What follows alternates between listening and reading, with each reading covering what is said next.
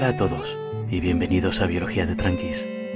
En el último episodio, como preparación para el de hoy, hablamos de algunos organismos que se consideran representativos de la ruta evolutiva que dio lugar a los animales tal y como los conocemos. Hablamos de los coanoflagelados, organismos que no son animales, pero que se consideran nuestros parientes unicelulares más cercanos y que a veces forman colonias multicelulares muy bonitas. Habíamos hablado también de las esponjas, organismos inmóviles que cuentan entre sus células algunas sospechosamente parecidas a los coanoflagelados. Y hablamos también de los placozoos, animales con una organización muy simple parecida a una laminita, que se arrastran por el fondo del mar y comen algas y bacterias. Vimos también que en la visión clásica de la zoología, estos organismos estaban colocados en una especie de secuencia evolutiva lineal. Primero vinieron los coanoflagelados y sus colonias simples. Luego vinieron cosas como esponjas y placozoos, que ya tenían células diferenciadas, pero todavía no mostraban organizaciones más especializadas como un sistema muscular, nervioso o digestivo. Y por último, como si subiéramos una escalera imaginaria de complejidad, aparecieron animales que sí que tienen estas estructuras especializadas, que les permiten desarrollar planes corporales, comportamientos y estrategias de vida sofisticados. Entre estos animales están por un lado los cnidarios, con C antes de la N, que incluyen a medusas, anémonas, corales y demás. Están por otro lado los ctenóforos, con C antes de la T, de los que hablaremos hoy. Y por último, pero no por ello menos importante, están los bilaterales, que comprenden a todo el resto de animales, incluyéndonos a nosotros. Aunque en realidad, si hilamos un poco más fino, los cnidarios y los ctenóforos podrían colocarse en su propio escalón. Su organización corporal a primera vista parece un poco más simple que la de los animales bilaterales. Esta simplicidad se deriva en parte de que en ambos grupos, los embriones a partir de los que se forma el animal son un poco más simples que los nuestros. A muy grandes rasgos, nuestros embriones comienzan formando una bolita con 3 capas de células bien desarrolladas, interior, exterior e intermedia. Cada una de ellas da lugar a distintas partes de nuestro cuerpo. La exterior, por ejemplo, acaba formando la piel y el cerebro. La interior el sistema digestivo y órganos asociados, como el hígado o el páncreas.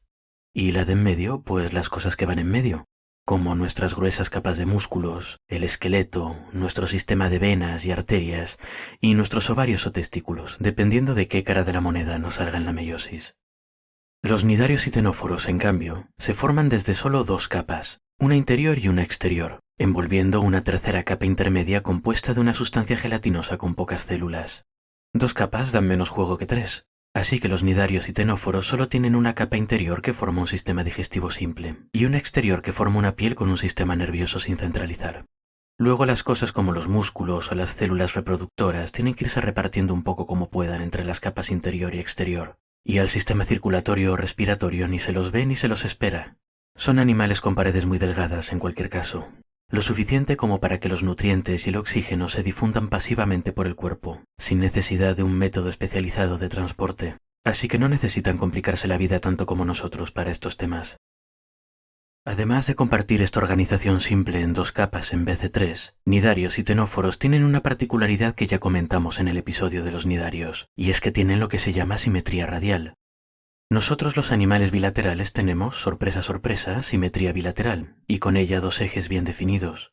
En seres humanos son un poco más difíciles de ver porque estamos un poco torcidos. Pero si os imagináis por ejemplo un pescado, tiene claramente una boca, un trasero, una espalda y una barriga. Cnidarios y ctenóforos, en cambio, solo tienen el eje boca-trasero, y no tienen una espalda y una barriga bien definidas. Bueno, los cnidarios no tienen ano en realidad, pero tienen un lugar contrario a la boca donde esperaríamos encontrarlo si existiese. A estas simetrías las podemos llamar forma de tarta a la radial y forma de baguete a la bilateral, para visualizarlas un poco mejor. Así visto, parece que los cnidarios y ctenóforos tienen unas cuantas cosas en común. De hecho, basándose en esto, hasta al menos los 90 se los tendía a considerar como parientes relativamente cercanos. Pero como ya os habréis imaginado, a estas alturas las apariencias engañan, y resulta que los biólogos estamos muy equivocados. Y es que no solo es que los ctenóforos no tengan nada que ver con las medusas, sino que puede que sean los animales más extraños sobre la capa de la Tierra. Con lo que os he contado hasta ahora, entonces ya tenemos una idea de la forma corporal básica de un ctenóforo. Un animal sencillo, con forma de tarta alta, aunque quizá un barril o un vaso serían una mejor comparación, con un extremo abierto al que llamaremos boca y otro a primera vista sin aperturas que llamaremos trasero. Su pared corporal está formada por dos capas finas de células que envuelven un relleno gelatinoso. Son criaturas delicadas y transparentes, compuestas en un 95% por agua. Si viésemos un tenóforo y no supiésemos que estos animales existen, sería fácil confundirlo con una bolsa de plástico llena de agua, hinchada y tensada por las corrientes, que flota plácidamente bajo el mar. Pero si miramos cuidadosamente esa bolsita de plástico, veremos que no es tan sencilla como parece. Lo primero que llama la atención son 8 estructuras en forma de línea repartidas alrededor del perímetro del animal. Si miramos un poco más atentamente, veremos que hay movimiento en estas líneas, que parecen estar recorridas constantemente por ondulaciones. Además, dependiendo de cómo les dé la luz, estas ondulaciones parecen emitir luz de distintos colores. El efecto de estas luces recorriendo el cuerpo del animal de adelante a atrás y de detrás a adelante, los hace parecer las luces de posición de algún tipo de vehículo alienígena submarino. Pilotado por seres aficionados, no se sabe muy bien si a la Navidad o a las sustancias psicotrópicas. Os dejaré un vídeo en la descripción para que veáis que no os exagero. Si mirásemos más de cerca estas líneas y sus luces, rápidamente veríamos que no hay que recurrir a alienígenas para explicarlas. Estas líneas que recorren al animal están compuestas por muchas paletas situadas a intervalos regulares, como los remos de una galera, o las paletas de las ruedas de uno de estos barcos de vapor antiguos tan bonitos. Las ondulaciones que vemos son estas paletas batiendo una tras otra en orden dentro de cada línea, como la ola que hacen los aficionados en un estadio de fútbol. Los colores que vemos, por otra parte, son el resultado de cómo se refleja la luz en las filas de remos en movimiento, un fenómeno que conocemos como iridiscencia, y que vemos también, por ejemplo, en burbujas de jabón. Estas filas de remos son el principal método de locomoción de los tenóforos. ¿Os acordáis de los flagelos y los cilios de los que hablábamos en el último episodio? Eran extensiones de membrana en forma de látigo, que algunas células usaban para moverse, como las de los espermatozoides, por ejemplo.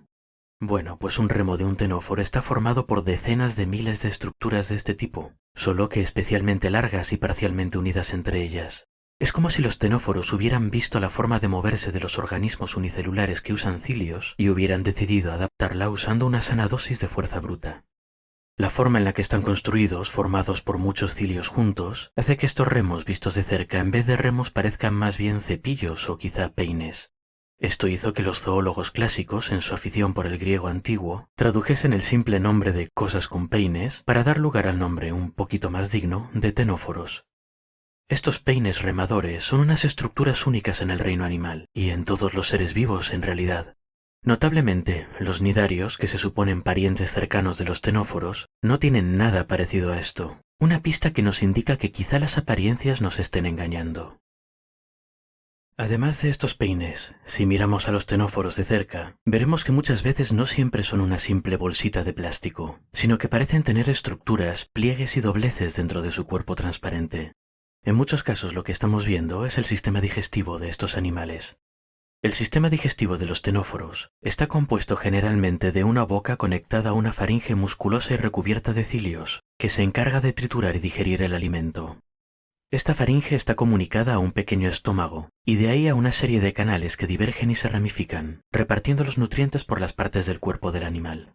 Es un poco como si el sistema digestivo hiciese horas extra como sistema circulatorio. En el extremo contrario a la boca del animal, el extremo del trasero, los canales digestivos desembocan en dos pequeñas aperturas a través de las cuales salen los residuos, un equivalente doble al ano que hay en los animales que no son más familiares. Los anos de los tenóforos son todo un tema. Durante mucho tiempo se pensó que no tenían, como es el caso de los nidarios que simplemente regurgitan los residuos por la boca. Este sistema digestivo, con varias partes diferenciadas y complejas que desembocan en el otro lado del cuerpo, es una característica notable de los tenóforos, una diferencia importante con las medusas y pólipos que antes se pensaban que eran sus parientes, y un parecido muy curioso con animales más complejos. Pero, ¿para qué se usa este sistema digestivo?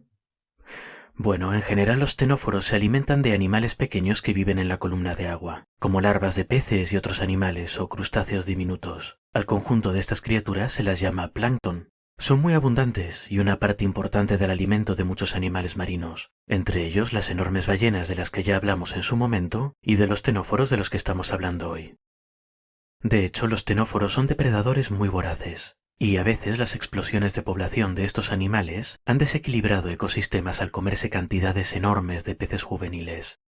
En parte estuvieron ayudados por actividades humanas, que los introdujeron en lugares donde eran ajenos o sobrepescaron peces que mantenían su población a raya. Pero estas explosiones no habrían sido posibles si los ctenóforos no fueran animales resistentes, versátiles y voraces, capaces de reproducirse rápidamente gracias a que la mayoría son hermafroditas y liberan gran cantidad de gametos de ambos tipos en su medio ambiente. Así que su aspecto de inocente bolsita flotante no se engañe, porque estos animales no son ninguna tontería. Para alimentar este sano apetito, los ctenóforos usan varias estrategias. Muchos usan dos tentáculos que normalmente están guardados en unas fundas en los lados del cuerpo. Estos tentáculos están recubiertos de otros mini tentáculos que aumentan mucho la superficie total de la estructura y que a su vez están llenos de células que segregan una sustancia pegajosa. Los ctenóforos tentaculados nadan plácidamente con los tentáculos extendidos, y cuando una desafortunada presa se queda pegada en ellos, se los llevan a la boca y la devoran de un trago. Otros ctenóforos, en vez de tentáculos largos, han desarrollado un sistema de extensiones del cuerpo alrededor de la boca, un poco como las hojas de una col, formando una especie de campana o de embudo lleno de cilios. Estos cilios, que baten constantemente, crean corrientes de agua que atraen a las criaturas diminutas del plancton hacia la boca del animal, que simplemente nada hacia adelante y va filtrando el agua como una ballena transparente y diminuta. Finalmente, otros ctenóforos tienen una aproximación un poco más directa a esto de cazar, con una boca enorme que usan para alimentarse de presas más grandes, normalmente de hecho otros ctenóforos. Estas bocas están llenas de cilios especialmente grandes y duros, que para nosotros no son mucho, pero que desgarran el cuerpo de los frágiles ctenóforos como si fueran los dientes de algún enorme tiburón. Absolutamente horripilante. Y estas son solo las estrategias principales de los ctenóforos. Hay algunas más y variantes de las que hemos visto. Aunque aquí los estamos tratando por encima, los ctenóforos son un grupo de animales muy antiguo, que se ha diversificado en una gran variedad de formas a lo largo de la evolución. De hecho, algunos científicos defienden apasionadamente que los ctenóforos son más antiguos y extraños de lo que pensamos, y apuntan como prueba a su sistema nervioso. A primera vista no es una cosa muy impresionante. Al igual que en nidarios, el sistema nervioso de ctenóforos está formado por una red difusa en la parte exterior del animal, un poquito por debajo de la piel. Allí las neuronas forman una malla de formas geométricas que recubre todo el cuerpo del animal. Esta malla se espesa en lugares importantes, pues como la faringe, las líneas de remos, la base de los tentáculos y un pequeño órgano del equilibrio que los ctenóforos tienen en el extremo del cuerpo opuesto a la boca. Pero lo realmente interesante viene cuando hacemos análisis moleculares de este sistema nervioso.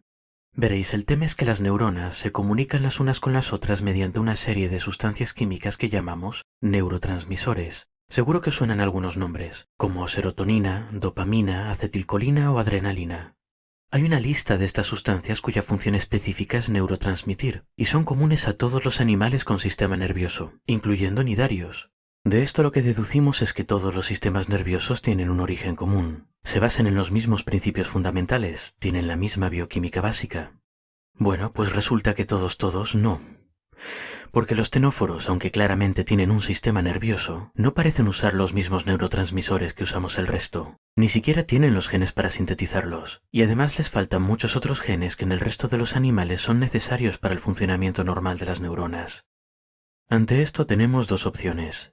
O los sistemas nerviosos evolucionaron una única vez, y a medio camino de la evolución los ctenóforos decidieron reorganizar el suyo completamente a saber por qué, o alternativamente, los sistemas nerviosos evolucionaron de forma independiente dos veces, una vez en ctenóforos y otra en el resto de los animales.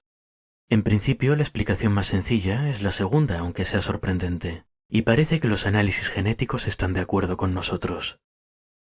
En los últimos tiempos, el desarrollo de la tecnología nos está permitiendo extraer y analizar cada vez más datos genéticos de todo tipo de seres vivos.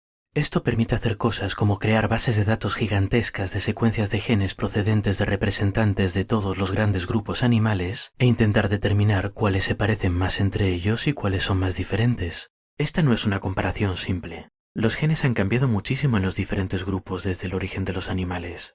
Algunos han sufrido mutaciones en mayor o menor grado. Otros han perdido partes enteras o han desaparecido completamente, y otros se han duplicado accidentalmente, y el gen nuevo ha cambiado, ha adquirido nuevas funciones, y se ha vuelto casi irreconocible en comparación con su ex gemelo. Para determinar qué se parece más a qué, Los científicos que se dedican a estas cosas necesitan crear métodos computacionales complicadísimos que nos permitan mirar miles de genes de miles de animales al mismo tiempo e intentar resolver sus relaciones de parentesco. Si hago énfasis en las dificultades de estos métodos, es porque este tipo de análisis genéticos y sus distintas formas de hacerlos han llevado a un debate que ya dura una década sobre los parentescos relativos de los grupos de los que hemos estado hablando, de los poríferos, placozoos, nidarios, ctenóforos y animales bilaterales. El consenso general es que los nidarios y los bilaterales estamos cerca, que las esponjas están lejos, y que los placozoos son unas cosas muy raras que nadie sabe muy bien dónde meter. Pero lo más interesante es que estos análisis colocan consistentemente a los ctenóforos fuera del grupo formado por nidarios y bilaterales. Esto significa que, en concordancia con la pista de los neurotransmisores, podemos decir con pocas dudas que una medusa y un ser humano están más emparentados que una medusa y un ctenóforo, pese a las apariencias físicas. Pero la cosa va más allá. El mayor punto de desacuerdo en estos debates es que muchos genéticos insisten en que sus análisis indican que los ctenóforos fueron el primer grupo animal en separarse en su propia línea evolutiva, antes incluso que los placozoos y esponjas, que no tienen sistemas nervioso, digestivo o muscular. Si esto fuese verdad, significaría que los ctenóforos son los supervivientes de una línea de animales que evolucionó para tener todos estos sistemas de forma completamente independiente al resto, y que son los animales que son más distintos comparados con el resto, lo que los convertiría en lo más parecido a un animal alienígena que podemos encontrar en nuestro planeta. Ahora bien, es necesario resaltar que durante estos 10 años, otros científicos insisten en que sus propios análisis indican que los ctenóforos son raros, pero no tanto, y que simplemente los modelos estadísticos y matemáticos del otro bando están mal hechos. Es difícil saber quién tiene razón, quizá dentro de otros 10 años, pero en lo que sí estamos todos de acuerdo es en que los ctenóforos son animales mucho más extraños de lo que pensábamos, y que para hablar de evolución no podemos simplemente ordenar a los organismos del que nos parece más simple al que nos parece más complejo y trazar una línea. Resulta que nuestra escalera de complejidad es una ilusión mental, derivada de pensar que la evolución es un progreso constante hacia algo, normalmente, claro, hacia algún tipo de apuesto monopelado. Los ctenóforos entonces nos dan una gran lección de biología y rompen esta ilusión. Nos enseñan que puede que haya más de una forma de construir un animal, incluso desde los principios más básicos. Puede que ellos los construyeran primero por su cuenta, de hecho, antes que todo el resto de nosotros, con sus sistemas digestivos completos, sus sistemas nerviosos originales y sus mecanismos de locomoción basados en cilios. Nos enseñan también que en biología no hay que fiarse de percepciones intuitivas desde el punto de vista humano. No hay un ingeniero dirigiendo la evolución, sino que es el resultado de procesos ciegos, de las reglas básicas del universo. Y el universo es, probablemente, mucho más raro de lo que cualquiera de nosotros puede intuir. El periodo de variabilidad en el programa va a durar un poquito más. Si todo va bien, el siguiente episodio saldrá a tiempo, y estará grabado desde España. Pero el universo, además de raro, es muy incierto, así que ya veremos. Hasta la próxima pues, y espero que hayáis disfrutado el episodio.